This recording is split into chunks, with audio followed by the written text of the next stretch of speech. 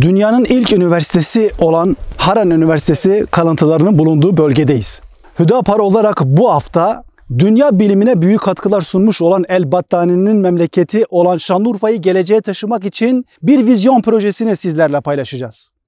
Şanlıurfa'da 3 imkan var ki bu üçü aynı anda Türkiye'de sadece Şanlıurfa'da var. Birincisi, genç nüfusumuz. Türkiye'nin en genç iliyiz. Yaş ortalaması 20. Verimli arazilere sahibiz. Çünkü tarım kentiyiz. Üçüncüsü, yüksek likidite oranına sahip, istenildiği zaman hızlı bir şekilde nakit paraya dönüşecek parasal güçten bahsediyorum. Bütün bunların hepsini bir araya getirip Şanlıurfa için büyük bir kalkınma hamlesi başlatabiliriz. Gelin hep beraber Şanlıurfa'yı geleceğe taşımak için Şanlıurfa Gelişim Grubu diye bir grup kuralım. Şanlıurfa Ticaret ve Sanayi Odası, üniversite, Şanlıurfa Valiliği, Büyükşehir Belediyesi ve milletvekilleri bu grubun içerisinde yer alsınlar. Şanlıurfa Gelişim Grubu önüne hedefler koysun. 5 yıllık hedefler, 10 yıllık hedefler ve 20 yıllık hedefleri olsun. Bunlardan bir tanesi şu olacak: Şanlıurfa'nın ihracat rakamını her yıl 2 katına çıkaracak çalışmalar yürütmesi lazım. Yani Şanlıurfa'nın ihracatı her yıl 2 katına çıksın. Bir başka hedef ise şu olmalı: Ar-Ge ve inovasyon çalışmaları yapan şahıslara ve kurumlara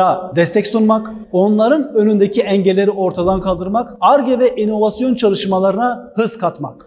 Ve Şanlıurfa Gelişim Grubu'nun görevlerinden birisi de şu olacak: marka oluşturmak.